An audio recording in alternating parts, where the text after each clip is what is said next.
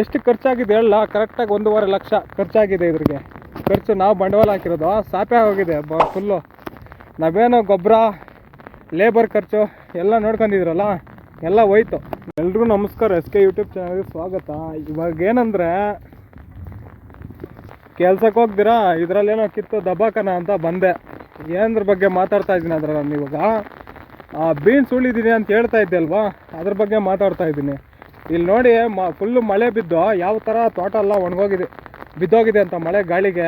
ಇವಾಗ ನೋಡಿಸ್ತೀನಿ ನೋಡಿ, ಬಿರುಗಾಳಿ ಬಂದು ಫುಲ್ಲು ಬಿರುಗಾಳಿ ಮಳೆ ಬಂದು ತೋಟ ಎಲ್ಲ ನ್ಯಾಲ್ಫಲವಾಗಿದೆ. ನೋಡಿ ಯಾವ ಥರ ಗಾಳಿ ಮಳೆ ಬೀಳ್ತಾ ಇದೆ ಅಂತ. ಎಷ್ಟು ಖರ್ಚಾಗಿದೆ ಹೇಳ, ಕರೆಕ್ಟಾಗಿ 1.5 ಲಕ್ಷ ಖರ್ಚಾಗಿದೆ. ಇದ್ರಿಗೆ ಖರ್ಚು ನಾವು ಬಂಡವಾಳ ಹಾಕಿರೋದು ಸಾಪೆ ಆಗೋಗಿದೆ ಫುಲ್ಲು. ನಾವೇನೋ ಗೊಬ್ಬರ ಲೇಬರ್ ಖರ್ಚು ಎಲ್ಲ ನೋಡ್ಕೊಂಡಿದ್ರಲ್ಲ, ಎಲ್ಲ ಹೋಯ್ತು. ನೀವು ಇಲ್ಲಿ ನೋಡ್ತಾ ಇದ್ದೀರಲ್ವಾ ತೋಟ ನೋಡಿ ಯಾವ ಥರ ಮಳೆ ಬಂದು ಯಾವ ಥರ ಬಿದ್ದೋಗಿದೆ ಅಂತ. ಫುಲ್ಲು ಅರ್ಧ ಎಕರೆ ಇದು, ಅಲ್ಲೊಂದು ಅರ್ಧ ಎಕರೆ ಬಿದ್ದೋಗಿದೆ ನೋಡಿ. ಈ ಥರ ಇರುತ್ತೆ ಕಷ್ಟ. ಸುಮ್ಮನೆ ಇರಕ್ಕೆ ಎಷ್ಟು ಗ್ರೋಸ್ ಇದ್ರ ಮೇಲೆ ಬಂಡವಾಳ ಹಾಕಿರೋದು 1.5 ಲಕ್ಷ. ಲೇಬರ್ಗೆ ಒಂದು 50,000 ಆಗಿದೆ. ಮದ್ದು ಗೊಬ್ಬರ ಮತ್ತು ಇದು ಗೊಬ್ಬರಗಳದ್ದು ವಾರಕ್ಕೆ ಡ್ರಿಪ್ ಗೊಬ್ಬರ ಬಂದ್ಬಿಟ್ಟು 3,000 ಆ ಥರ ನೋಡಿ ಬಿಡ್ತಾ ಇರಬೇಕಾಗತ್ತೆ. ಇದ್ರಿಗೆ ಆ ಥರ 2 ತಿಂಗಳು ಬೆಳೆ ಇದು. 2 ತಿಂಗಳಿಗೆ ವಾರಕ್ಕೆ 3,000 ಅಂದರೆ ಲೆಕ್ಕ ಹಾಕೊಳ್ಳಿ ಎಷ್ಟಾಗತ್ತಂತ. ಅದೆಲ್ಲ ಮಣ್ಣಲ್ಲಿ ಹಾಕ್ದಂಗೆ ಹೋಯ್ತು. ರೇಟ್ ಕೂಡ ಇವಾಗ ಏನು ಅಷ್ಟೊಂದಿಲ್ಲ, 20 ರೂಪಾಯಿ ರೇಟು. ಏನೋ ಕಿತ್ತು ದಬ್ಬಾಕನ ಅಂತ ಕೆಲಸ ಬಿಟ್ಟು ಬಂದೆ ಇದ್ರಿಗೆ. ನೋಡಿ ಯಾವ ಥರ ಬಿದ್ದೋಗಿದೆ ಅಂತ ತೋಟ ಎಲ್ಲ. ಇಲ್ಲೇನು ಕಷ್ಟ ಬಿದ್ದಿದೆ ಅಲ್ವಾ 2 ತಿಂಗಳು, ಎಲ್ಲ ಹೋಯ್ತು.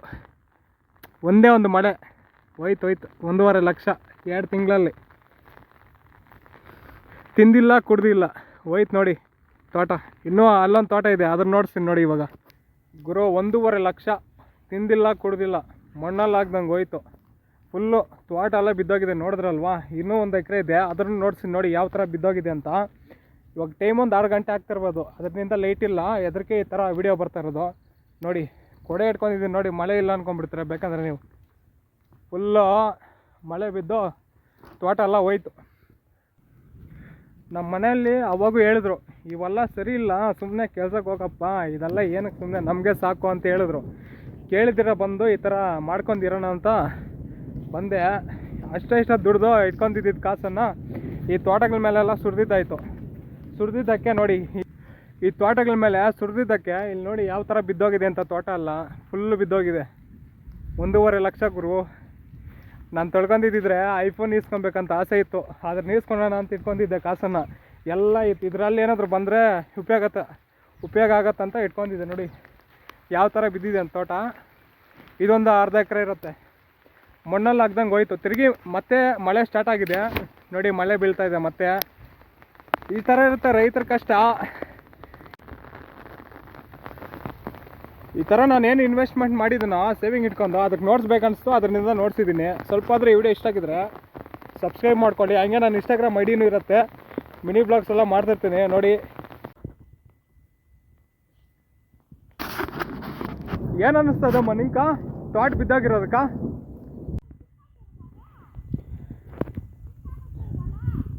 ನಿಮ್ಗೇನಂದರೆ ಈ ವಿಡಿಯೋ ಸ್ವಲ್ಪ ಆದರೂ ಇಷ್ಟ ಆಗಿದ್ರೆ ಫಾಲೋ ಮಾಡಿ. ಇದೇ ಥರ ಹೈನುಗಾರಿಕೆ ಮತ್ತು ಫಾರ್ಮಿಂಗ್ ಬಗ್ಗೆ ಎಲ್ಲ ವೀಡಿಯೋಸ್ ಮಾಡಾಕ್ತಾ ಇರ್ತೀನಿ, ಈ ಥರ ಬೆಳೆ ನಾಶದ ಬಗ್ಗೆ ಎಲ್ಲ.